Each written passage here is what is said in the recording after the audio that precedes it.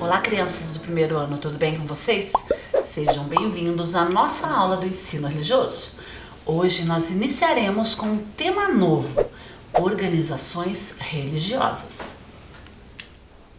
Agora vamos organizar o nosso material para a nossa aula de hoje. Hoje nós iremos precisar do material básico, o caderno que vocês usam aí, ou uma folha, lápis de cor e uma borracha.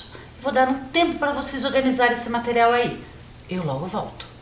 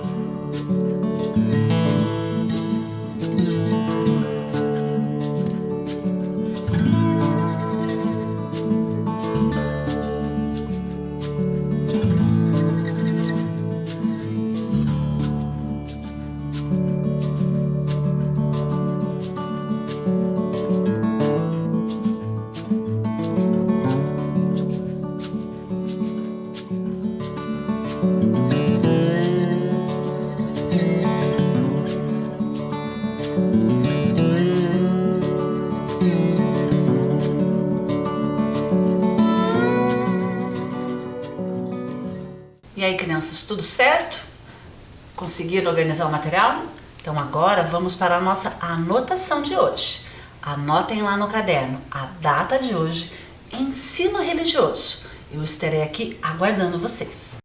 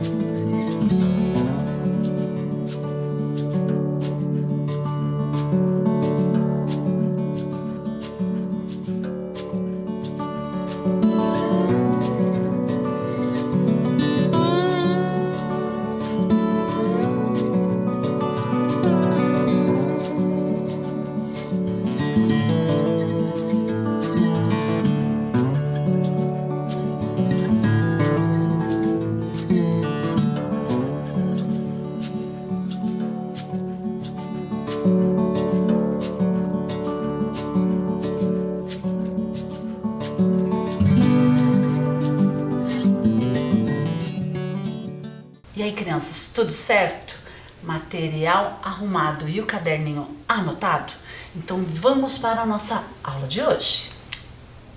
Como já vimos na aula passada, algumas religiões defendem e preservam a natureza, não é mesmo? Cada religião tem uma maneira diferente de se relacionar com a natureza, mas todas têm um ponto em comum. Todas as crenças preservam a natureza. Estudamos o que os umbandistas e o candomblé falam sobre a natureza. A Umbanda é uma religião muito ligada à natureza. A energia dos orixás habita a natureza representa esses orixás. E a importância da natureza para o candomblé também é fundamental, pois os orixás são os representantes míticos de cada elemento da natureza. Estudamos também sobre a relação das comunidades indígenas e dos espíritas com a natureza. Os indígenas têm essa relação muito forte com a natureza. Para os indígenas, todos os elementos da natureza são dotados de espíritos e esses espíritos habitam a natureza. Já os espíritas dizem que a terra produziria sempre o necessário, se com esse necessário soubesse o homem contentar-se. Para iniciarmos a nossa aula sobre organizações religiosas e a diversidade religiosa existente em nossa cidade, nós iremos assistir uma história. A história do Davi e seus amigos, contada pela professora Brígida Carina. Eu estarei aqui aguardando vocês. Eu logo volto. A história do Davi e seus amigos. Era uma vez um menino que se chamava Davi. Davi era judeu e vivia feliz na sua casinha. Um dia, ele foi fazer as suas orações lá na sinagoga. Enquanto isso, o tempo começou a mudar e de repente chegou uma grande tempestade, com ventos muito fortes, destelhando várias casinhas. O Davi, enquanto isso, ficou conversando lá na sinagoga com o rabino. Assim que a chuva passou, o Davi retornou para casa e levou um grande susto. A sua casa estava toda destruída depois do temporal. O Davi ficou muito triste. De repente, chegou o seu amigo Joãozinho e, vendo aquele cenário de destruição, ele se comoveu com a situação do amigo e resolveu ajudá-lo. Ele disse: Davi, eu acabo de chegar lá do terreiro da mãe Menininha e hoje ela nos ensinou que devemos ajudar as pessoas e eu gostaria de te ajudar. Eu tenho umas telhas lá em casa, vou trazer para arrumar o seu telhado. O Joãozinho trouxe as telhas e, com a ajuda do Davi, consertaram todo o telhado. Depois apareceu a Yoko. Ela estava chegando lá do templo budista, onde faz as suas meditações, e foi logo perguntando o que havia acontecido. Os meninos explicaram e ela também quis ajudar. Hoje o monge falou que precisamos ajudar as pessoas e eu vi uma porta para doação lá no templo. Vamos lá buscar? Os três amigos consertaram a porta da casa do Davi e ficaram fazendo companhia para ele. Logo em seguida chegou a Lucy e não tinha nenhuma religião. Ela ficou sabendo sobre o que tinha acontecido e trouxe uma janela para ajudar a arrumar a casa do Davi. De repente, saindo de uma floresta que tinha atrás da casa do Davi, apareceu o curumim, As crianças contaram o que havia acontecido e ele também quis ajudar. Foi logo pedir para o xamã da sua aldeia algumas plantas e flores lindas que eles cultivavam perto da Upã, para deixar o jardim da casa do Davi bem bonito. E assim, os amigos brincaram e comemoraram a casa nova do Davi.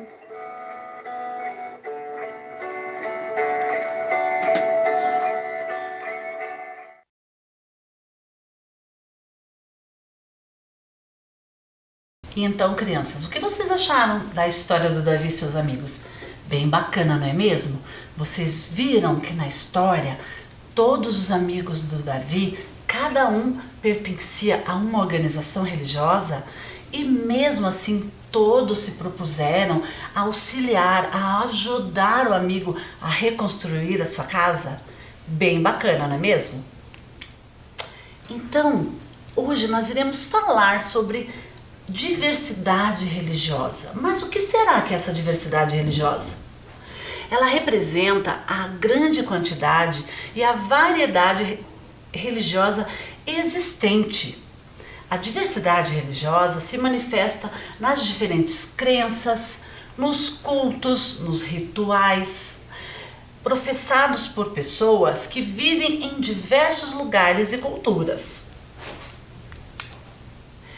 Exemplos da diversidade religiosa: hinduísmo, jainismo, judaísmo, taoísmo, confucionismo, shintoísmo, zoroatrismo, cristianismo, islamismo, fé bahá'í, candomblé, umbanda e indígena. Conhecer para respeitar é a lição mais importante que podemos aprender, pois a diversidade religiosa existente em nossa cidade faz com que conhecemos novas culturas, valores e costumes diferentes. As organizações religiosas são formadas pela união de indivíduos com um propósito em comum, de culto ao sagrado.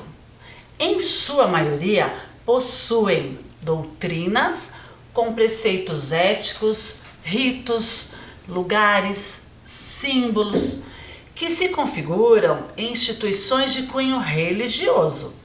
A maioria das pessoas que frequentam o mesmo espaço religioso são aquelas que acreditam em histórias, lugares, símbolos que representam uma organização religiosa.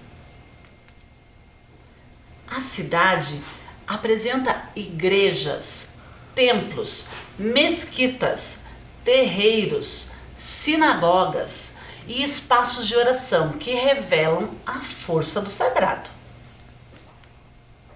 Vou mostrar na nossa aula de hoje alguns desses espaços em nossa cidade. Um bem conhecido é a Catedral Basílica Menor de Nossa Senhora da Luz dos Pinhais, que fica na Praça Tiradentes, aqui em Curitiba. Diz a história que a Virgem sempre amanhecia com os olhos voltados para os campos dos Pinhais, onde a cidade deveria e acabou sendo fundada. Por isso, acabou recebendo o nome de Nossa Senhora da Luz dos Pinhais. Ainda na Praça Tiradentes, nós podemos conhecer os Iroquôs, árvores sagradas do candomblé. O culto ao Iroquô é um dos mais populares na terra iorubá. O Iroquô está ligado à longevidade, à durabilidade das coisas e ao passar do tempo, pois é a árvore que pode viver por mais de 200 anos. Ainda na Praça Tiradentes, nós temos a estátua do cacique Tindiquera, que representa a presença da matriz indígena na nossa cidade. A escultura em bronze, em tamanho real, remete ao indígena, que teria dado ao nome à capital paranaense. Diz a lenda que o cacique Tindiquera, líder da comunidade Tingui, foi o responsável por indicar aos portugueses o local onde seria instalada a Vila Nossa Senhora da Luz dos Pinhais, povoado que deu origem a Curitiba. Ele também teria dito a frase Coré e Tuba, que significa aqui muito pinhão. Temos a Igreja Presbiteriana Independente, que fica no Largo da Ordem, no centro histórico da cidade. Com um estilo neoclássico, a igreja também influencia a arquitetura germânica no interior. O destaque é a cúpula, sustentada por colunas cilíndricas, e um dos pontos mais altos da nossa cidade. Temos a igreja de Nossa Senhora do Rosário dos Pretos de São Benedito, que fica também no centro histórico da cidade, considerada uma das principais e mais tradicionais de Curitiba. A instituição religiosa está presente em um cenário marcado pela diversidade cultural e de crenças. Nós temos também o Templo Hare Krishna de Curitiba, a ISKCON. ISKCON é a denominação oficial do movimento Hare Krishna e é uma dentre as inúmeras vertentes religiosas do hinduísmo. O hinduísmo não pode ser considerado uma religião única, visto que apresenta peculiaridades conforme a localização e as pessoas que as praticam. Temos também a comunidade urbana indígena Cacanéporã. A Cacanéporã é a única comunidade indígena no território de Curitiba. Lá vivem aproximadamente 139 indígenas, de 3 diferentes etnias: Guarani, Caigangues e Chetás. A Cacanéporã significa fruto bom da terra na língua caigangue. Veremos a igreja evangélica de confissão luterana. A crença luterana acredita que a Bíblia é a palavra de Deus e que a mesma deve ser lida e interpretada por todos. Os luteranos dedicam o domingo para irem à igreja e dos 7 sacramentos pregados pelos católicos praticam a comunhão, bem como o batismo.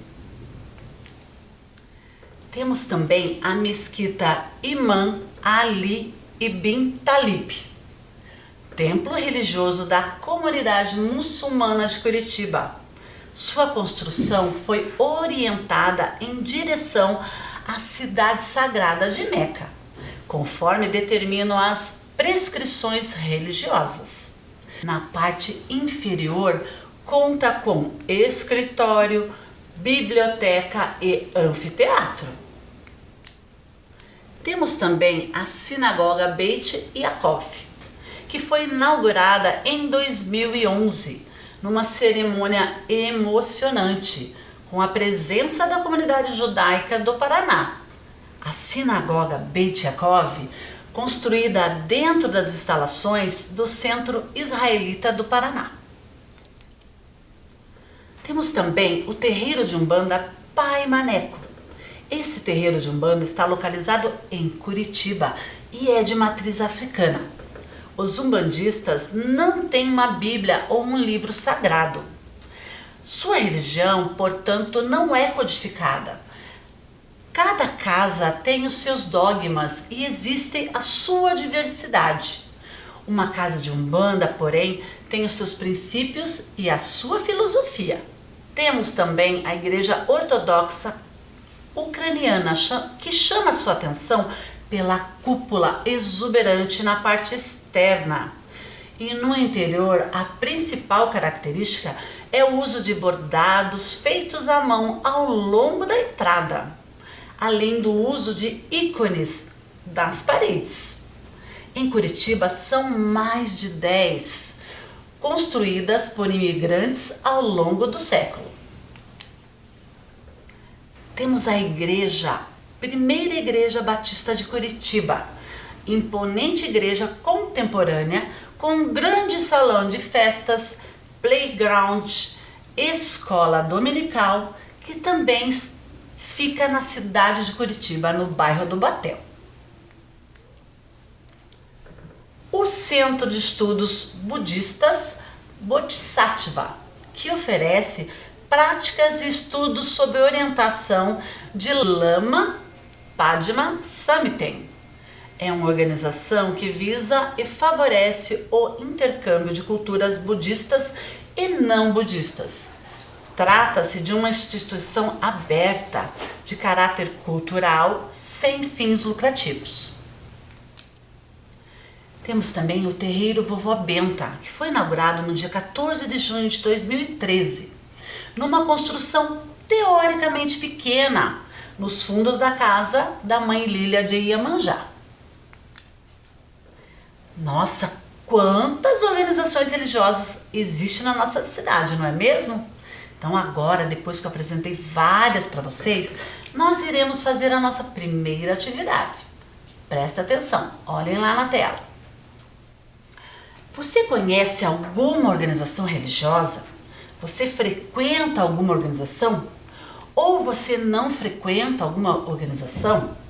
Então a atividade de hoje será: represente uma organização religiosa através de um desenho. Se você já frequenta alguma organização religiosa, você poderá estar desenhando essa organização que você frequenta. Uma igreja, um templo, um terreiro, a organização que você frequenta. Agora, se você não frequenta nenhuma organização, não tem problema. Você poderá escolher uma de todas que eu apresentei na aula de hoje para estar representando aí. Eu darei um tempo para vocês fazerem essa tarefa. Eu logo volto.